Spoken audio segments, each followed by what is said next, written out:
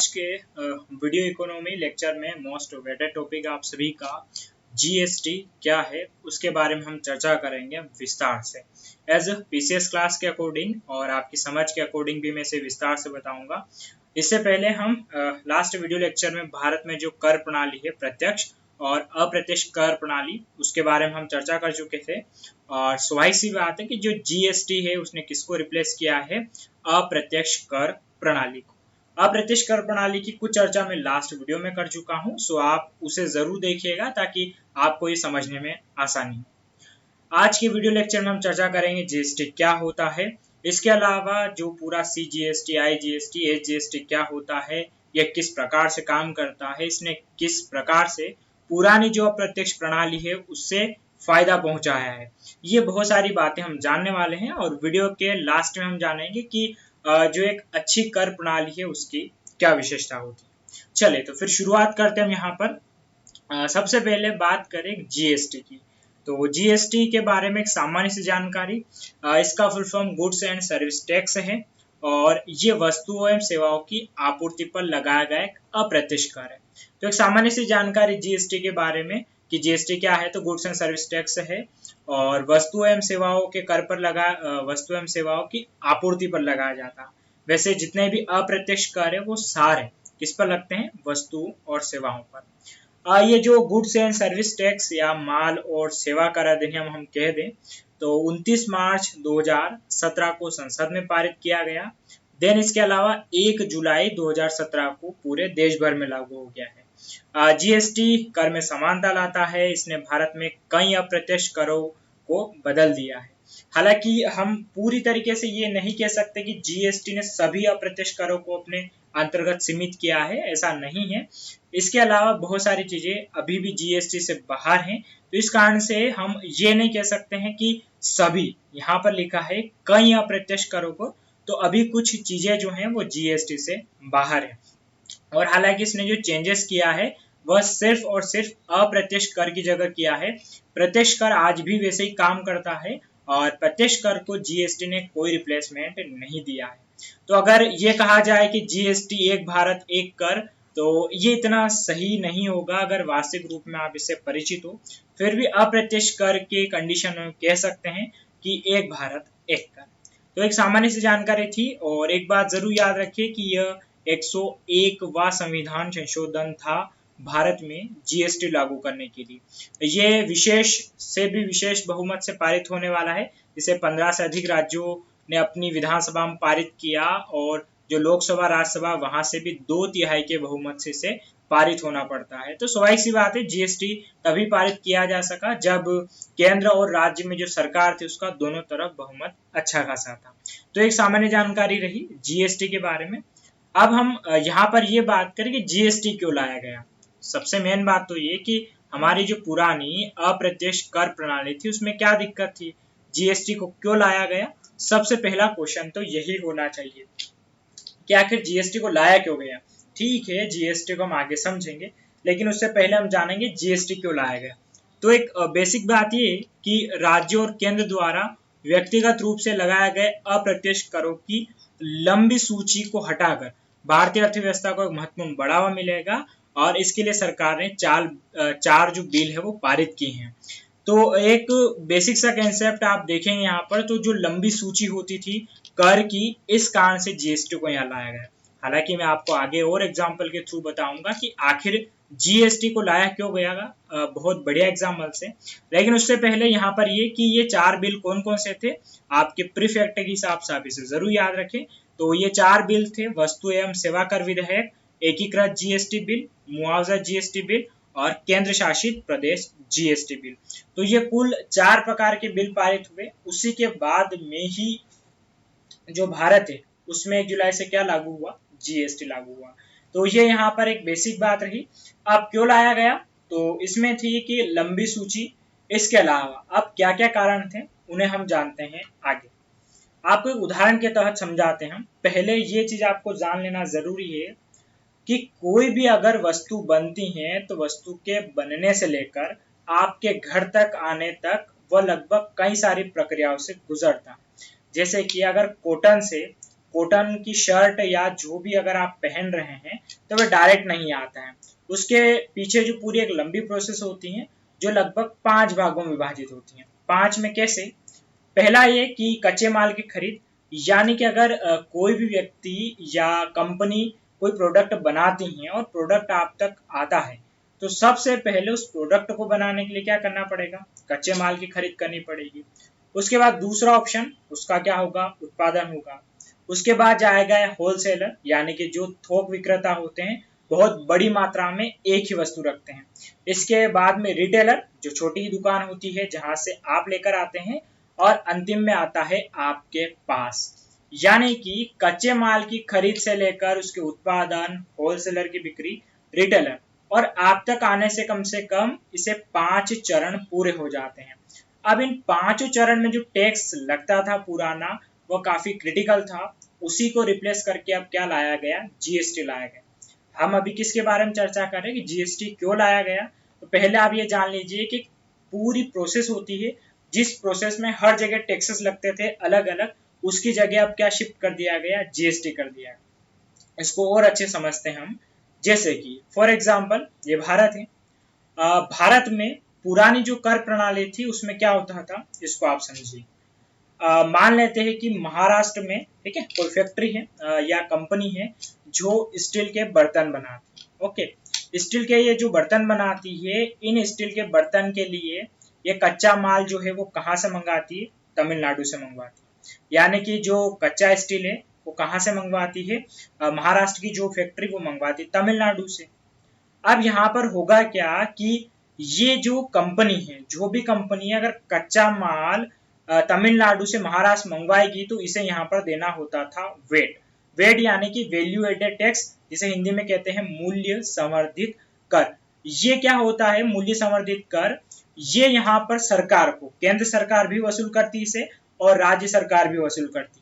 मतलब ये कि जो वेट लगेगा कच्चे माल को सिर्फ लाने पर, अभी तो सोचिए आप, वस्तु का उत्पादन नहीं हुआ है, कच्चा माल जो है वो बन रहा है, तो यहाँ पर ये कि तमिलनाडु से अगर ये कंपनी महाराष्ट्र में लाती है तो उसे इस कच्चे माल पर क्या देना होगा? टैक्स।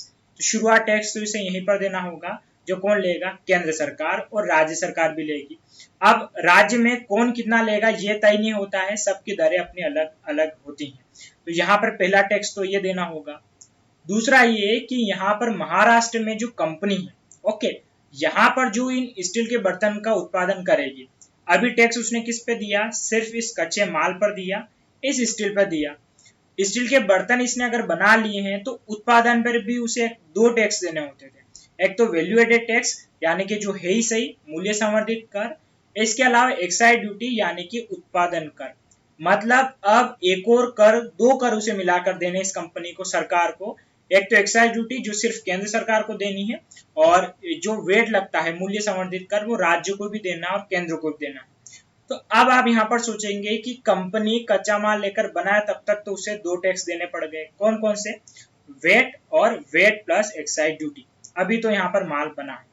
अब हम ये मान के चलते हैं कि महाराष्ट्र से जो माल सप्लाई हो रहा है वो कहाँ पर? यूपी में बिकने के लिए जा रहा है। ओके, अब महाराष्ट्र से जो माल है वो जा रहा है यूपी में बिकने के लिए।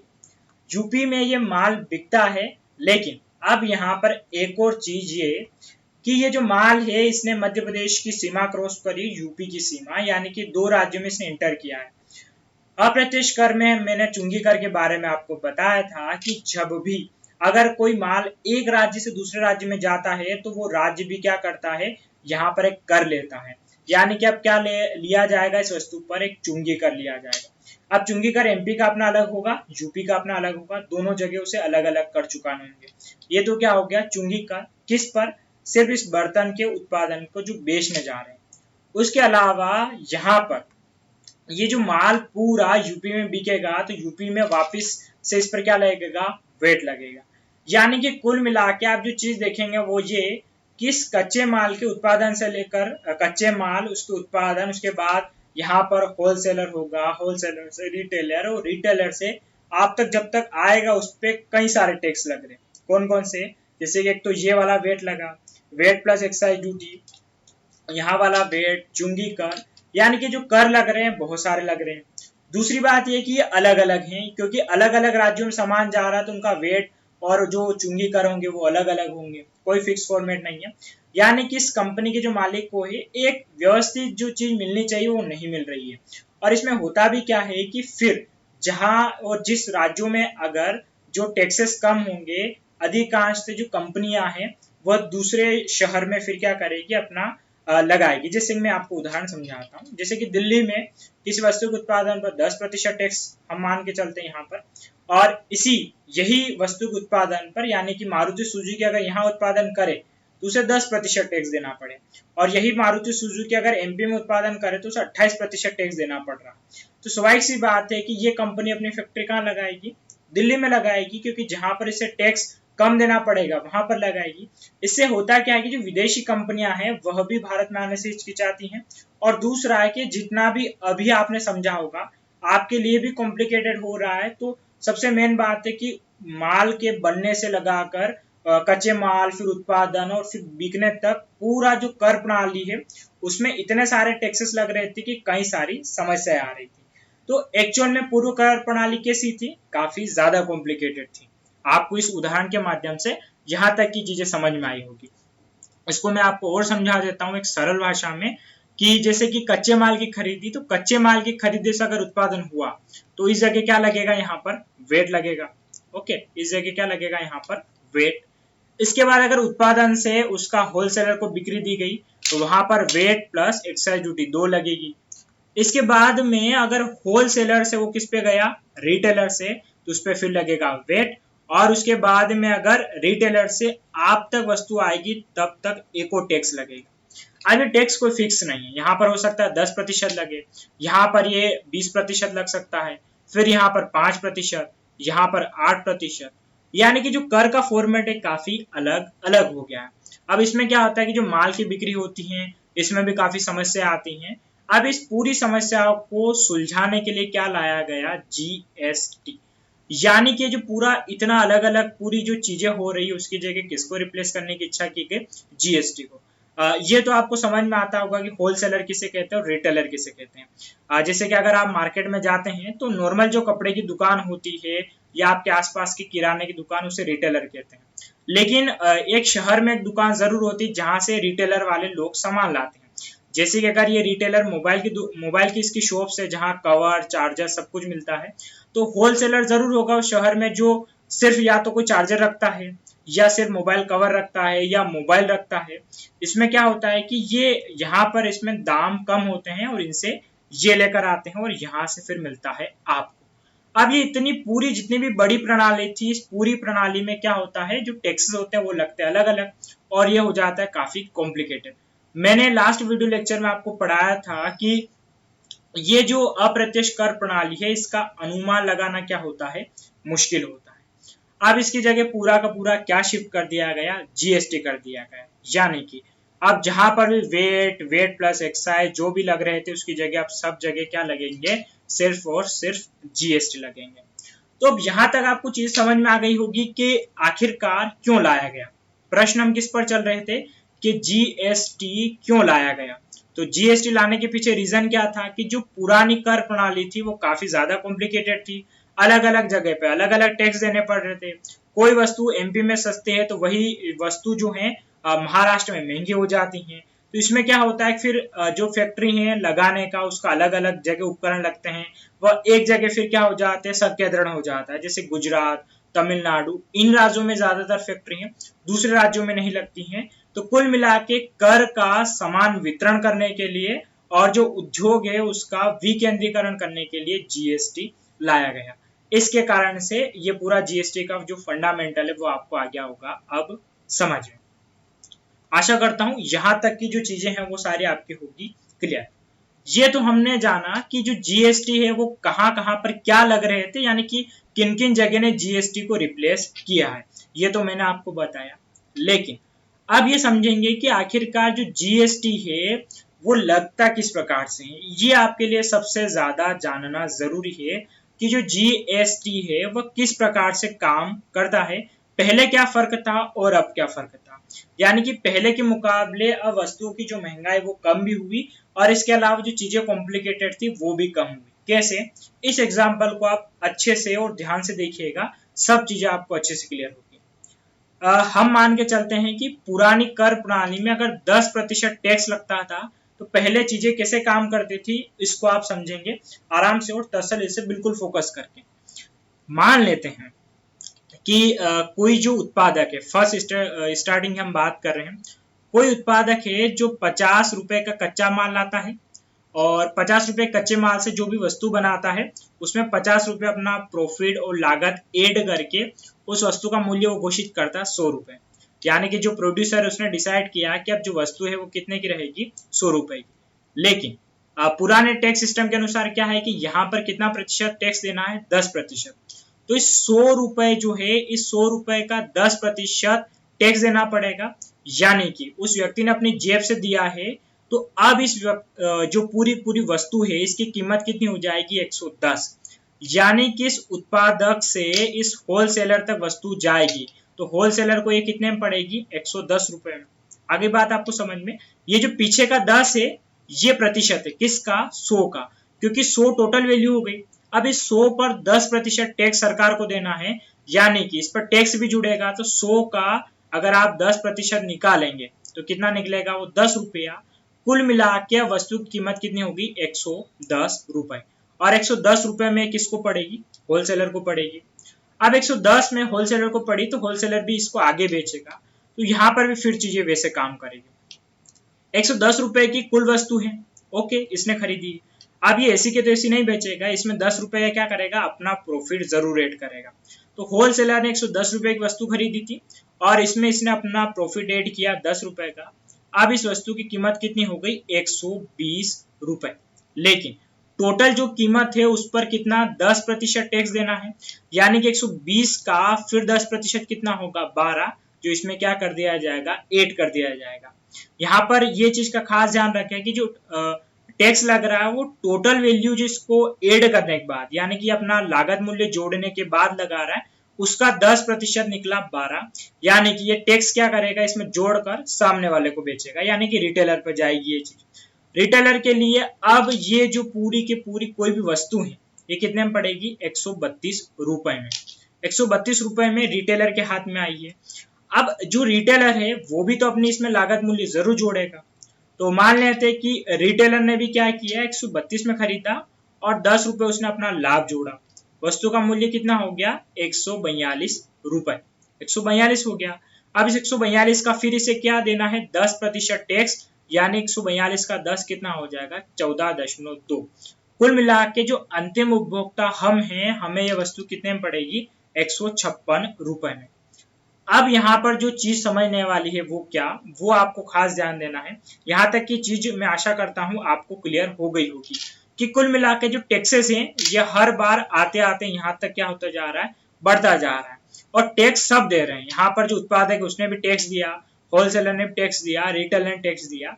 हालांकि अंतिम रूप से टैक्स का सारा भार तो जो उपभोक्ता है उसके ऊपर गिरता है, क्योंकि जो टैक्स है ये आगे वाले के लिए ऐड हो रहा है, उसने तो अपना लागत मूल्य यहाँ पर निकाल लिया है और टैक्स जो है वो हमेशा क्या होता है, आगे वाले के लिए शिफ्ट हो जाता है।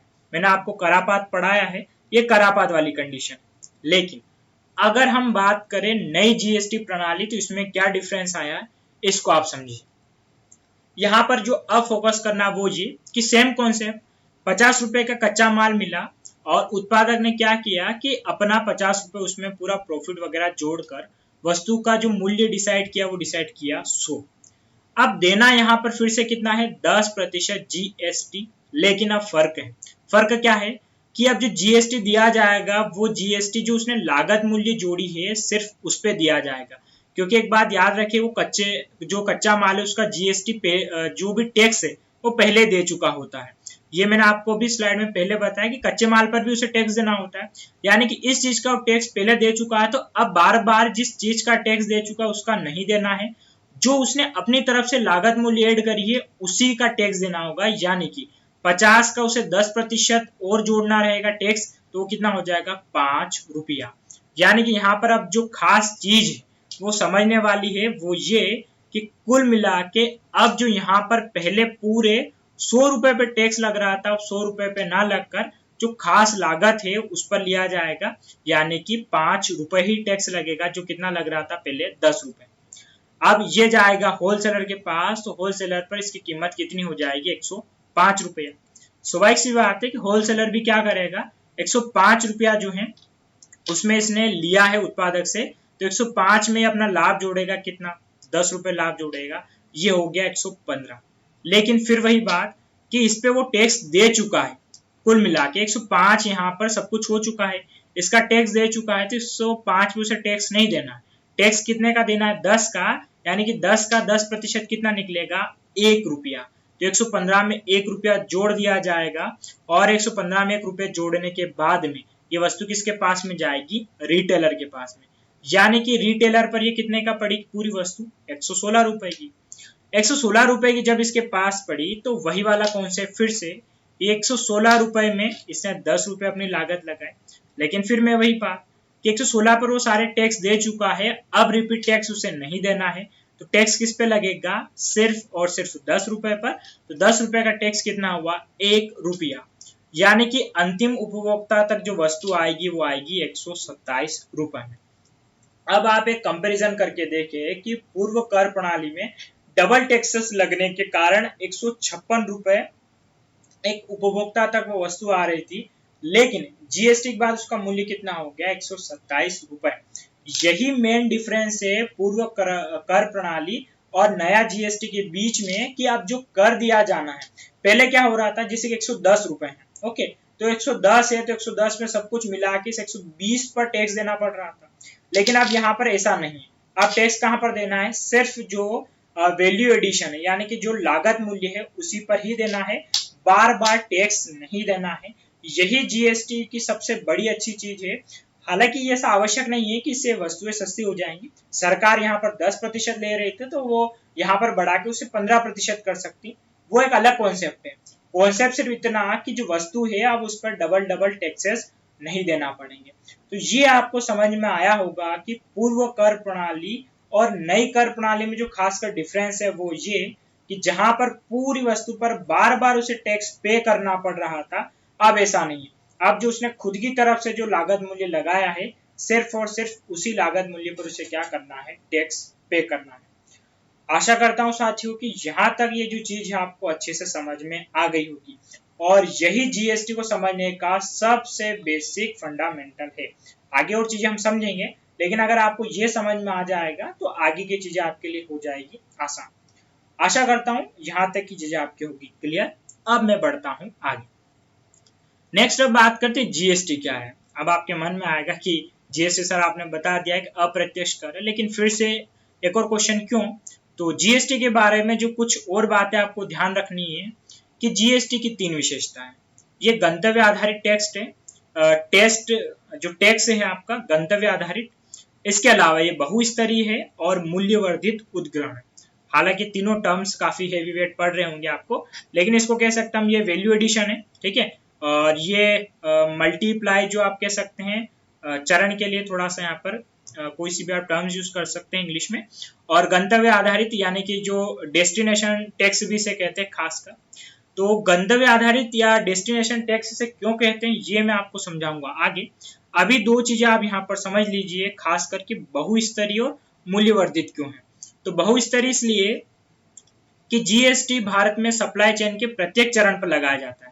जैसे कि अभी मैंने आपको पिछली स्लाइड पे लगाया कि ऐसा नहीं कि वो आखिरी में लग रहा है, वो हर चरण में लग रहा है, यानी कि ये क्या हो गया, बहुस्तरीय हो गया। अर्थात कच्चे माल की खरीदारी से लेकर निर्माण और थोक विक्रेता, खुदरा विक्रेता और अंतिम उपयोगकर्ता तक की बिक्री सब पर ये लगता है, यानी कि ये क्या हो गया, बहुस्तरीय। इसके अलावा मूल्यवर्धित, तो यही कि उपभोक्ता को अंतिम बिक्री पूरा होने तक प्रत्येक चरण में उत्पाद या सेवा में जोड़ा गया प्रत्येक मौद्रिक मूल्य जीएसटी के तहत योग्य होता है। यानी कि अभी मैंने आपको बताया कि जो वस्तु एक्चुअल में कितने की थी, 100 रुपए की थी, वो आखिर में आते आते 127 हो गई, क्योंकि बीच के बहुत सारे चरण में क्या हुआ, वैल्यू का एडिशन हुआ, इस कारण से। तो ये क्या हो गया, मूल्यवर्धित भी है और बहुस्तरीय भी। अब इसे गंतव्य आधारित क्यों कहते हैं, जी हम समझेंगे आगे। अभी के लिए इसको करें आप होल्ड। यहाँ तक की चीजें आपको अच्छे से क्लियर हुई होगी as exam point of view से। तो जीएसटी के बारे में ये 3 बातें आपको रखनी है याद। अब हम आगे बढ़ते हैं और ये जो स्लैब होते हैं इसके जीएसटी टैक्स स्लैब, उनकी हम चर्चा कर लेते हैं। तो खासकर इसमें 4 स्लैब माने जाते हैं, लेकिन एक्चुअल कंडीशन इसमें 6 स्लैब है। 4 की मैं शुरुआत में बात करूं तो जैसे कि शुरुआती 5%, उसके बाद में 12%, फिर 18 और 28। यानी कि भारत में अगर किसी भी वस्तु पर टैक्स लगेगा जीएसटी के तहत तो वो 4 प्रकार में लग सकता है, या तो सिर्फ 5% लगेगा, या वो 12% लगेगा, 18 या 28। ऐसा कुछ 10 का, 20 का कुछ तो भी नहीं लगेगा, जो पहले अलग अलग राज्य अलग अलग लगाते थे। लेकिन इसके अलावा 2 स्लैब और ये कि 0% यानी कि ऐसी वस्तु जिस पर कोई टैक्स नहीं लगता, और कुछ वस्तु ऐसी जिन पर 28% के साथ में सेस भी लगता है। सेस कहते हैं उपकर को, और उपकर जो लिए जाते हैं अक्सर स्वास्थ्य, शिक्षा, पर्यावरण के लिए अलग से जोड़े जाते हैं। लेकिन जैसे कि कुछ ज्यादा ही लग्जरी चीजें हों उनके लिए ये वाला टर्म्स यूज होता है। फॉर एग्जाम्पल अधिकांश जो खाने की चीजें हैं वह 0% स्लैब में रखी गई हैं, जैसे कि दूध हो गया, अंडा हो गया। इसके अलावा जो मक्खन है या दूध से बनने वाली जितनी भी चीजें हैं, फल, फ्रूट, सब्जी वगैरह, ये सारी जितनी भी चीजें 0% में, यानी कि इन पर कोई जो है टैक्सेस नहीं लगेगा। अब तो सैनिटरी नैपकिन को भी ऐड कर लिया है। तो इसमें एक समस्या ये भी है कि जीएसटी जो उसकी पूरी मीटिंग होती है परिषद की, उसका लगभग हर मीटिंग में कुछ ना कुछ चीजें हेर फेर होती रहती हैं। तो यहाँ पर हम सभी चीजों को लेकर श्योरिटी नहीं ले सकते, इसलिए मैं कुछ कम ही आइटम यहाँ पर शो कर रहा हूँ। होता है कि बहुत सारी बार कोई 18 से 12 में शिफ्ट हो जाता है, 12 वाला 18 में शिफ्ट हो जाता है, ये हर बार अलग होता रहता है। तो हमें मोटा मोटा ही अपने हिसाब से याद रखना है। 5% में शुगर, मिर्ची, चाय वगैरह शामिल है। 12% की दर में कंप्यूटर, प्रोसेस्ड फूड जैसे कि चिप्स हो गया या इसके अलावा सॉस हो गया, ये सारी चीजें शामिल है। 18% में स्कूल बैग, कपड़े वगैरह शामिल है। और 28% में लग्जरीज जो चीजें होती है जैसे एयर कंडीशनर या कार हो गई। कार तो हालांकि इसमें आता है 28% प्लस सेस में आता है। तो इसमें क्या होता है कि जो चीजें हैं जैसे कि 0 में कौन सा होगा, 5 में 12, 18 और 28। तो ये हर बार जो जीएसटी परिषद होती है वो अलग अलग इसे कर देती है। लेकिन आप मोटा मोटा इतना याद रखें कि इसके कुल एक्चुअल में 6 स्लैब है। हालांकि अगर देखा जाए तो 4 ही है। कौन कौन से? 5, 12, 18 और 28। लेकिन 28 में 28% वाला एक सेस वाला भी है जिसमें ज्यादा लगता है, और इसके अलावा एक 0% वाला भी है जिसमें कुछ नहीं लगता है। सेस का मतलब क्या होता है? उपकर होता है। जैसे कि अगर आप फॉर एग्जाम्पल के लिए अगर मर्सिडीज की गाड़ी खरीदोगे तो आप 28 लाख या 30 लाख की गाड़ी खरीद रहे हैं, तो इसमें अच्छा खासा टैक्स आपको देना होता है, और इसमें उपकर भी लगता है। उपकर जो सरकार लेती है खासकर स्वास्थ्य, शिक्षा और पर्यावरण के लिए ही लेती है, अच्छे काम के लिए लेती है, ये भी बात आपको ध्यान रखना है। तो ये जो स्लैब है वो समझ में आ गई होंगी, इसमें कोई ज्यादा कंफ्यूजन वाली चीजें नहीं है। बस ये है कि जो जो इन स्लैब में रखे हुए हैं उन पर उतना ही टैक्स लगेगा, उससे कम न ज्यादा, बराबर जितना दे रखा है उतना ही लगेगा। आशा करता हूं यहाँ तक की चीजें आपकी होगी अच्छे से क्लियर। अब हम देखते हैं कि जीएसटी के तहत क्या कर का भुगतान करना पड़ता है। यानी कि जीएसटी में क्या सिर्फ जीएसटी ही एक प्रकार का कर होता है? ऐसा बिल्कुल भी नहीं है। जीएसटी जो होता है उसमें 4 प्रकार के अलग अलग कर आते हैं: सीजीएसटी, एसजीएसटी, आईजीएसटी और यूटीजीएसटी। एक बात और बता दूं कि पीछे हमने जो देखे वह तो टैक्स की प्रतिशत दर है। ओके, क्या है? टैक्स की प्रतिशत दर है। ये जो हम देख रहे हैं ये चीजें हैं कि टैक्स को इकट्ठा करने का तरीका क्या है, या किस प्रकार से जो कर है उसका भुगतान किया जाएगा। यहाँ पर ये नहीं पूछा गया कि कर का किस किस प्रतिशत में भुगतान किया जाएगा। इस बात को आप खास कर समझिए।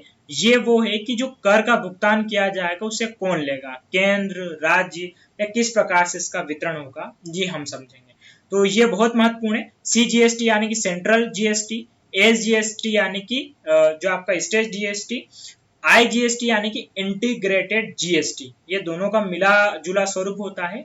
और यूटीजीएसटी यानी कि जो केंद्र शासित प्रदेश होते हैं, यूनियन टेरिटरी जीएसटी, उनके लिए। अब इनको हम समझते हैं एक एक करके और आसानी समझ में आ जाएगा, ऐसी कोई समस्या वाली बात नहीं। मान लेते हम ये हमारा प्यारा भारत। पहले सीजीएसटी के डेफिनेशन देख लेते हैं, उसके बाद फिर एसजीएसटी के, और फिर मैं आपको एक एग्जांपल देता हूँ। सीजीएसटी में क्या होता है कि केंद्र सरकार द्वारा राज्य के अंदर वस्तुओं एवं सेवाओं की आपूर्ति पर लगाया जाता है।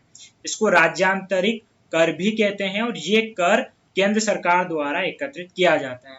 यानी कि अगर CGST लगाया गया है तो इस कर को कौन इकट्ठा करेगा? सिर्फ और सिर्फ केंद्र सरकार।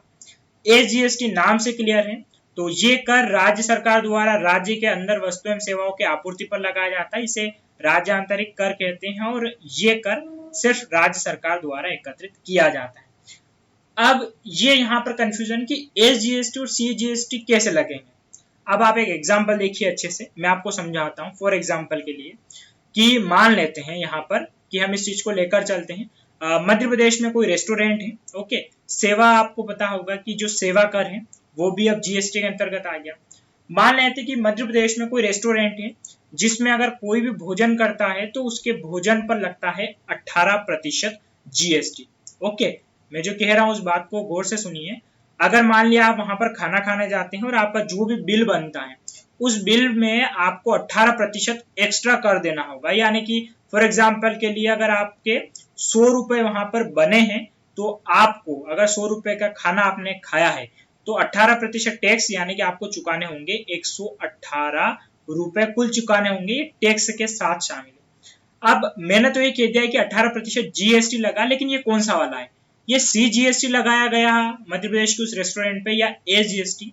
तो एक्चुअल में ये दोनों लगाए गए। दोनों कैसे, इस बात को आप समझिए। देखिए सबसे मेन चीज की केंद्र क्या होता है? केंद्र राज्य होता है, यानी कि केंद्र सरकार द्वारा राज्य के अंतर्गत वस्तु एवं सेवाओं की आपूर्ति पर लगाया गया, यानी कि 18% जो टैक्स यहाँ पर लिया जाएगा उसमें केंद्र की भी भागीदारी होगी और राज्य की भागीदारी होगी। कैसे? इसको एक आप स्लिप के माध्यम से समझिए।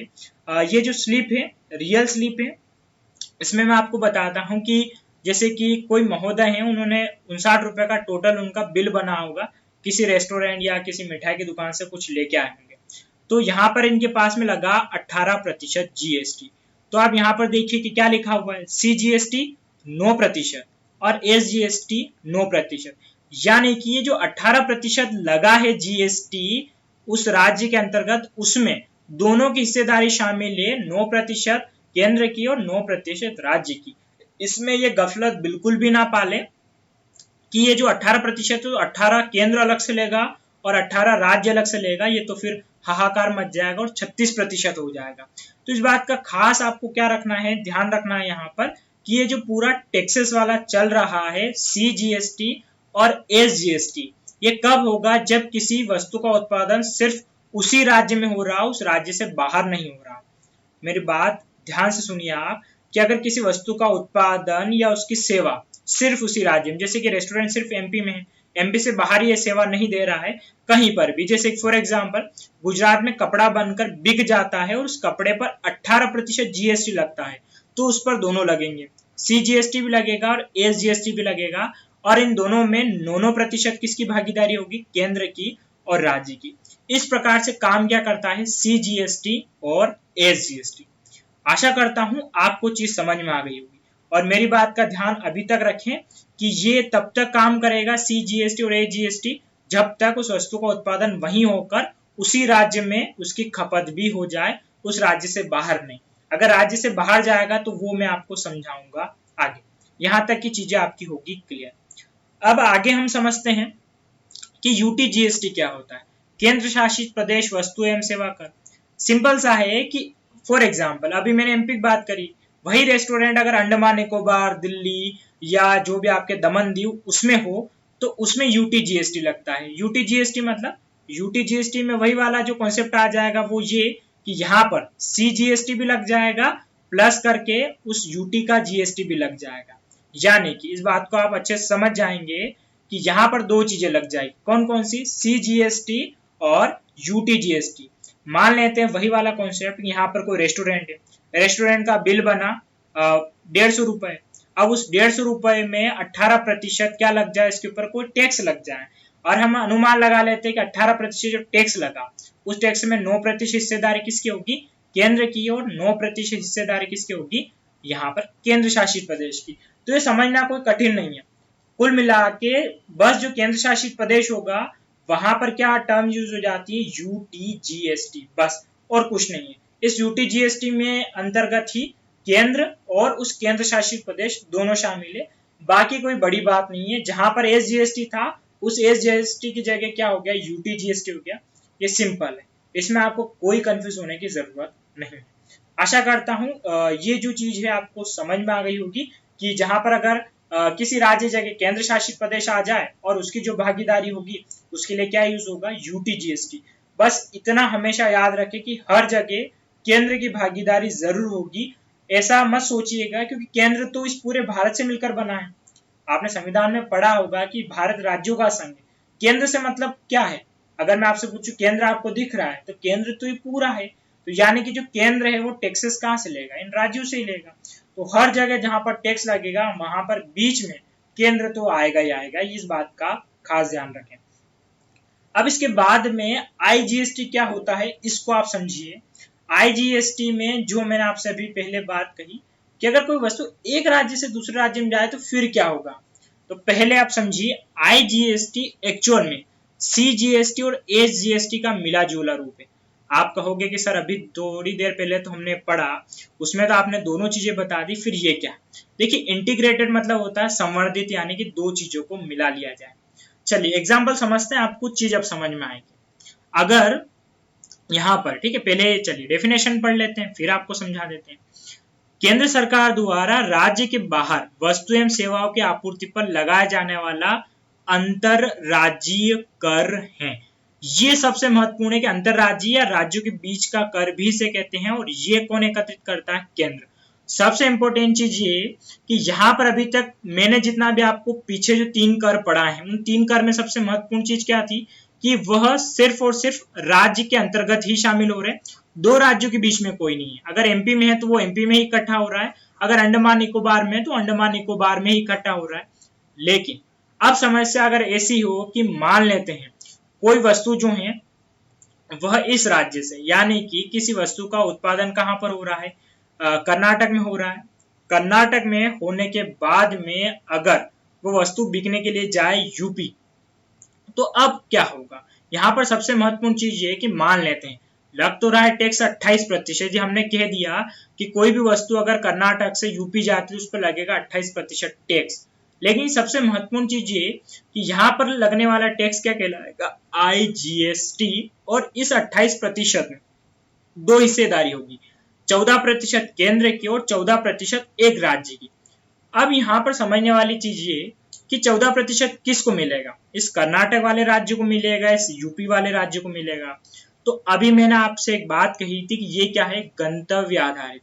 गंतव्य यानी कि जहां पर ये पहुंचेगा उसी राज्य को ये टैक्स मिलेगा। यानी कि यहां पर अगर 28% इस वस्तु के ऊपर टैक्स लगता है कुल मिला के, फाइनली कोई भी वस्तु है ना, यानी कि वही स्टील के बर्तन हो, और अगर ये स्टील के बर्तन फाइनली यहां पर ना बिक के यूपी में बिकेंगे तो इस पर अगर 28% क्या लगेगा, वो कहलाएगा आईजीएसटी। और इस आईजीएसटी में 14% तो केंद्र लेके जाएगा और 14% मिलेगा इस यूपी को। अब यहाँ पर सोचने वाली बात क्या है कि सारी मेहनत करी कर्नाटक ने, सब कुछ उत्पादन किया इसने, लेकिन फाइनली टैक्स मिल किसको गया, यूपी को।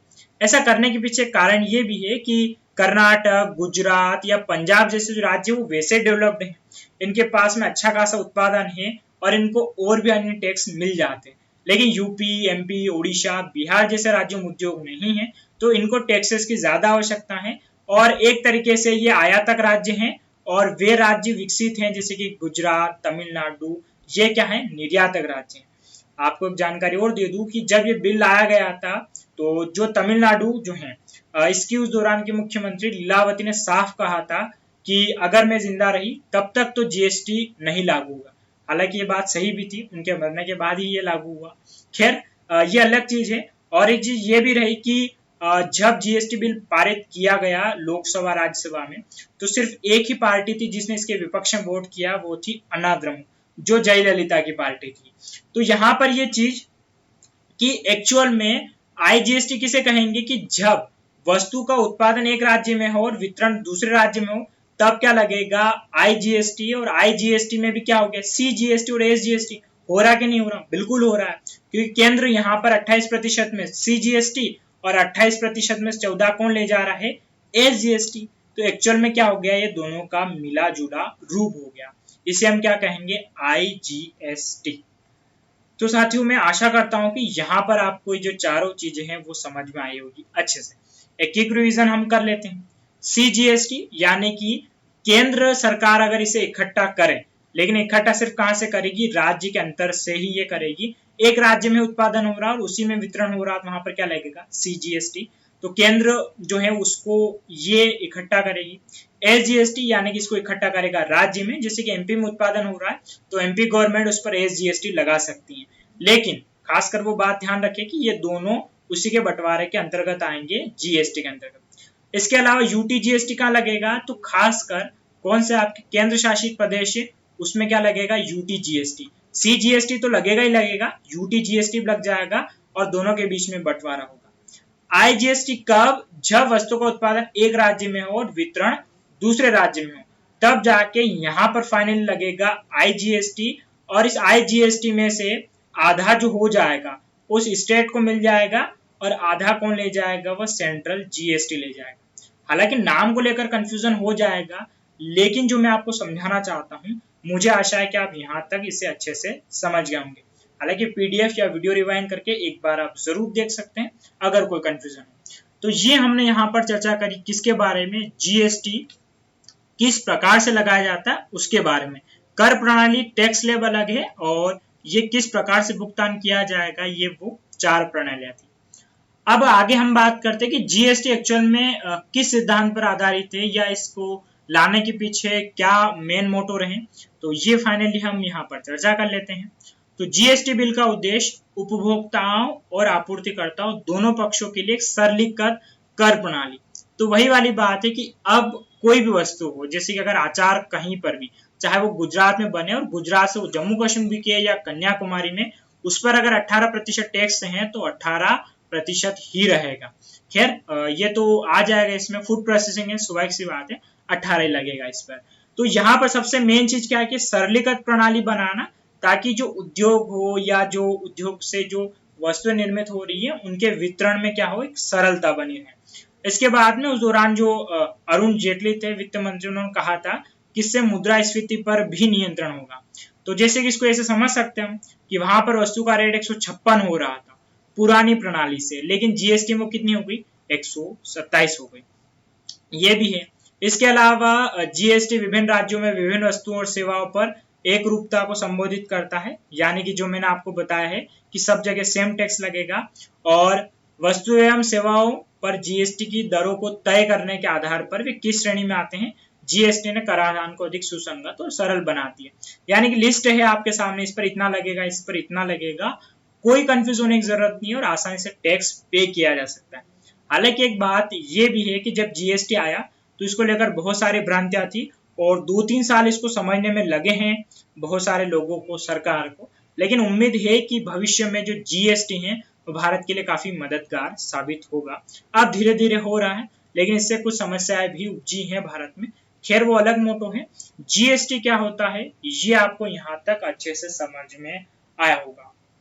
तो साथियों हमने चर्चा करी GST के प्रकार, जितने भी सारी चीजें थी उसको मैंने आपको बहुत अच्छा डायग्राम और एक सरल फॉर्म में यहाँ पर चर्चा उसके बारे में कर ली।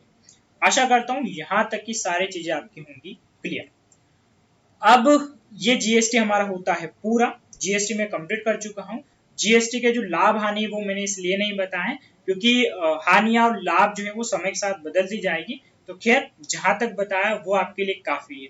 अगर किसी को इनपुट क्रेडिट आउटपुट क्रेडिट को लेकर कंफ्यूजन हो, सर ये नहीं बताया, देखिए वो इसलिए नहीं बताया, वो बहुत ज्यादा कॉम्प्लिकेटेड है। वो उसको समझने के लिए जो खासकर जो दुकानदार होते हैं वो भी CA रखते हैं, चार्टर्ड अकाउंटेंट। तो इसमें क्या होगा कि आप जो एक्चुअल समझना चाहते हैं एग्जाम पॉइंट ऑफ व्यू से, वो भी आप भूल जाएंगे। तो इतना ज्यादा गहराई में जाने की आपको जरूरत नहीं। अब यहाँ पर एक फाइनली कुछ थोड़ी सी हम चर्चा कर लेंगे कि अच्छी कर प्रणाली की विशेषता क्या है। ये हमारा पूरा एक तरीके से जो भारत में कर प्रणाली है उसका एंडिंग है, GST खत्म हो चुका है। तो किसी भी देश में अगर एक अच्छी कर प्रणाली होनी चाहिए तो उसके लिए क्या क्या विशेषता है उसकी मैं चर्चा कर लेता हूँ। तो ये आसानी से समझ जा दूंगा मैं आपको। सबसे पहले ये कि कर प्रणाली सरल और सुविधाजनक होनी चाहिए, जिससे करदाता को कर भुगतान करने में मानसिक कष्ट ना हो। यहाँ पर एक बात और बता दूं कि ये कर प्रणाली में सिर्फ GST की बात नहीं कर रहा हूँ, यहाँ पर डायरेक्ट और इनडायरेक्ट टैक्स दोनों शामिल है। तो इसकी जो बात है वो सबसे पहली ये कि कर प्रणाली सरल एवं सुविधाजनक हो, जिससे करदाता को कर भुगतान मानसिक कष्ट ना हो। जैसे कि जीएसटी आया तो जीएसटी ने बहुत परेशान किया लोगों को शुरुआत में, इसके लिए उनको अपने सीए रखने पड़े, सीए को भी बहुत सारी समस्या हुई, चार्टेड अकाउंटेंट। तो एक्चुअल में अगर कर प्रणाली बिल्कुल सरल हो, हालांकि जीएसटी सरल है लेकिन शुरुआत में इसको समझने में समस्या हुई, तो सबसे महत्वपूर्ण चीज क्या है कि ऐसी सरल हो जिसमें जो पे करने जाए वो आसानी से पे कर पाए। डायरेक्ट टैक्स में इतना इशू नहीं होता है, इनडायरेक्ट टैक्स में थोड़ी सी समस्या देखने को मिलती है। तो सबसे पहली बात ही हो गई। दूसरा ये कि एक अच्छी कर प्रणाली अधिकतम सामाजिक लाभ के सिद्धांत आधारित होना चाहिए। अधिकतम सामाजिक लाभ के सिद्धांत से मतलब क्या कि जो टैक्स हो वो अधिकतर रूप में समाज के हित के लिए प्रयोग किया जाए। आप सभी जानते हैं कि सरकार टैक्स लेती क्यों, क्योंकि सरकार के पास अपना तो कोई पैसा नहीं है, आपके पैसे से आपके लिए सड़क, बिजली, पानी, घर सारी सुविधा मुहैया करवाती हैं। तो यहाँ पर ये कि जो टैक्स मिले सरकार को उसमें उम्मीद हो कि भ्रष्टाचार, घोटाले जैसी जो चीजें वो कम से कम हो और अधिक से अधिक इसका सामाजिक लाभ हो और गरीब वर्ग में इसका अच्छा सा वितरण हो। उसके बाद में ये कि कर प्रणाली प्रगतिशील होनी चाहिए, अर्थात कर प्रणाली ऐसी हो जिसमें कर का भार धनी वर्ग पर अधिक और निर्धन वर्ग पर कम पड़े। प्रगतिशील कर प्रणाली में आपको लास्ट वीडियो लेक्चर में बता चुका हूं, इसमें ग्राफ ऐसे चलता है, यानी कि भारत में वैसे ही प्रगतिशील कर प्रणाली है जिसमें जैसे जैसे आय बढ़ती जाती है उस पर लगने वाला जो कर का प्रतिशत है वो भी क्या होता जाता है, बढ़ता जाता है। तो इसमें एक अच्छी बात होती है कि जो निर्धन है उसे तो कोई टैक्स नहीं देना पड़ता है, लेकिन जो जितना अधिक धनी होगा उस पर टैक्स उतना ज्यादा बढ़ेगा, इससे सरकार को अच्छा फायदा होगा। इसके बाद में ये कि एक अच्छी कर प्रणाली में प्रत्यक्ष और अप्रत्यक्ष दोनों प्रकार के करों का समावेश होता है। इसमें लोच गुण पाया जाता है, अर्थात आवश्यकता अनुसार करों की मात्रा में वृद्धि और कमी की जा सके। जैसे कि प्रत्यक्ष और अप्रत्यक्ष तो है ही सही, इसमें इतनी कोई समस्या वाली बात नहीं, लेकिन जैसे कि अभी जीएसटी में हुआ ये कि जब स्लेब बनाई गई तो बहुत सारी चीजों को फिर 28 से ये 18 में लेके आए, 18 में से ये 5 में लेकर आए। और जैसे कि सैनिटरी नेपकिन है, ये शुरू शुरू में 18 में शामिल था तो बहुत सारा ट्रोल हुई थी सरकार, उसके बाद इसको फिर क्या कर दिया सरकार ने 0% में डाल दिया। यानी कि जीएसटी को हम क्या कह सकते हैं, एक अनुसार की लोच प्रणाली है। इससे क्या होता है कि आसानी से अगर सरकार को लगे तो उस हिसाब से टैक्सेस की मात्रा कम और ज्यादा कर सकती है। इसके बाद में नेक्स्ट ये कि कर प्रणाली मितव्ययी होनी चाहिए। मितव्ययी यानी कि उस पर ज्यादा फालतू खर्चा ना होना चाहिए और बेवजह लोगों को ना लूटा जाए। जैसे कि होता है कि फॉर एग्जांपल आप 1 लाख इनकम पर ही टैक्स लगाना शुरू कर दें, तो इसमें क्या होता है फिर कि ज्यादा से ज्यादा आप जनता को निचोड़ना चाहते हैं, टैक्स लगाना चाहते हैं, तो टैक्स कम से कम मात्रा में लगना चाहिए। उससे क्या होता है कि टैक्स अगर कम मात्रा में लगता है तो जो उत्पादक है वो प्रोत्साहित होता है अधिक से अधिक वस्तु बनाने के लिए, और जो उपभोक्ता है उन पर भी महंगाई की मार नहीं पड़ती है। इसके बाद में विलासिता मादक वस्तु के उपभोग को हतोत्साहित करती है, यानी कि खासकर जो शराब या जो लग्जरियस आइटम है उन पर अधिक कर लगना चाहिए ताकि लोग इनसे बचे रहें, और अगर लोग खरीदना भी चाहें तो सरकार को इससे अच्छा खासा फायदा हो। जैसे कि एल्कोहल की हम बात करें उस पर अच्छा खासा है। इसके अलावा जैसे कि एक जानकारी दे दूं कि पेट्रोलियम जो है और शराब, इनको सरकार ने जीएसटी से बाहर रख रखा है, क्योंकि अगर पेट्रोलियम और शराब को जीएसटी के अंतर्गत शामिल कर दिया जाए तो यकीन मान के चले कि जो पेट्रोलियम है उसके दाम बहुत भयंकर तरीके से नीचे आ जाएंगे और शराब के भी नीचे आ जाएंगे, और सरकार को इनसे यहाँ पर बहुत आय प्राप्त होती है। इसलिए सरकार ने इनको जीएसटी में शामिल नहीं किया है और भविष्य में संभावनाएं न्यूनतम है। कारण क्या है कि यहाँ पर एक अच्छी कर प्रणाली के तहत इन पर टैक्सेस हेवी लगाया जाए ताकि लोग इनका उपयोग करने के लिए हतोत्साहित हो। हतोत्साहित यानी कि उनकी इच्छा ना करें। इसके बाद में बचत एवं पूंजी निर्माण को प्रोत्साहित करना अच्छी कार्य प्रणाली का गुण है, कर प्रणाली का गुण है। तो एक कंडीशन और बता दूं कि एक चीज होती है आय कर में, अगर आपकी सालाना आय 7.5 लाख भी हो फॉर एग्जाम्पल के लिए, या मान लें हम कि आपकी सालाना आय 5 लाख रुपए है, और मैंने आपको बताया है कि 2.5 लाख से 5 लाख अगर कमाने लग गए आप तो उस पर क्या होने लगता है, टैक्स शुरू हो जाता है। लेकिन अगर आपकी 5 लाख की आय में अगर आप 2.5 लाख की या तो आपका कोई बीमा चल रहा हो या आपकी म्यूचुअल फंड की राशि हो, यानी कि आपने अगर कहीं पर निवेश कर रखा है और बचत कर रखा है 2.5 लाख का, तो फिर आपकी आय सिर्फ कितनी गिनी जाएगी, 2.5 लाख गिनी जाएगी। इससे क्या होता है कि जो जनता होती है वो ज्यादा से ज्यादा पूंजी निर्माण और बचत को प्रोत्साहित करती है। वो चाहती है कि हम निवेश करें, ताकि इसमें क्या होगा कि उस पर लगने वाला जो टैक्सेस है वो क्या हो जाए, कम हो जाए। तो ये भी एक अच्छी कर प्रणाली की क्या है, विशेषताएं होती है। और अंतिम रूप से ये कि एक अच्छी आर्थिक कर प्रणाली विकास को गति प्रदान करती है। एक अच्छी कर प्रणाली में उत्पादकता का गुण होता है, और कर प्रणाली में करों का भार समाज पर कम पड़ता है, और इसमें निश्चितता का गुण भी होना चाहिए। विकास की गति यानी कि अगर अच्छी कर प्रणाली हो तो टैक्सेस बहुत अच्छे तरीके से वे लोगों से प्राप्त कर पाएंगे, तो इससे सरकार को अच्छी खासी इनकम होगी।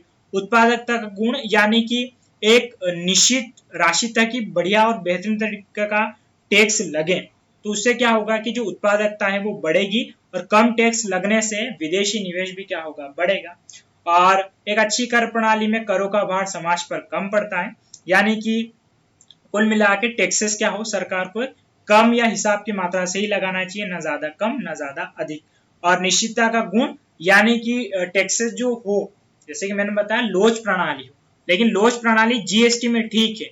अगर इनकम जो है उसमें जो सरकार है वो इनकम टैक्स में डिफरेंस करती है हर साल, लेकिन इतना भी नहीं हो कि हर साल, एक साल तो 2.5 लाख पर आप टैक्स ले रहे हैं, दूसरे साल 10 लाख पर 10 लाख तक की छूट, ऐसा नहीं होना चाहिए। यानी कि कम से कम एक कुछ तो निश्चितता बनी होनी चाहिए, ज्यादा भी ऊपर नीचे नहीं होना चाहिए। तो ये हमने चर्चा करी एक अच्छी कर प्रणाली की क्या विशेषताएं होनी चाहिए। तो साथियों, आशा करता हूं कि आपको ये भी समझ में आया होगा जीएसटी के साथ में कि अच्छी कर प्रणाली की क्या विशेषताएं होनी चाहिए। चीजें आसान है, बस ये जो वस्तुनिष्ठ लाइनें हैं इसको आप आसानी से समझ जाइएगा, तो आप आसानी से अपने आंसर राइटिंग में इसका उपयोग कर पाएंगे। अंत में आज का प्रश्न आपके लिए कि भारत में जीएसटी का लागू होना एक ऐतिहासिक कर सुधार।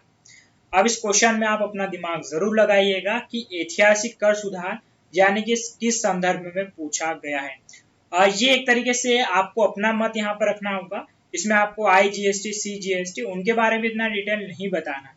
बात वास्तविकता में है कि जीएसटी जो लागू किया गया आखिर वो वास्तव में किस प्रकार से ऐतिहासिक है। इससे पहले भारत में आजादी के बाद में एक भी बार कोई कर सुधार इतना ऐतिहासिक नहीं हुआ है। इसमें थोड़ा संविधान का भी रोल जरूर प्ले होगा, तो इसे आप जरूर लिखिएगा 100 वर्ड में। तो साथियों, आज का वीडियो लेक्चर हमारा यहीं समाप्त होता है, और मैं आशा करता हूं कि मैं आपको अच्छी तरीके से समझाने में सफल रहा हूंगा कि जीएसटी किसे कहते हैं। आप सभी का बहुत बहुत धन्यवाद।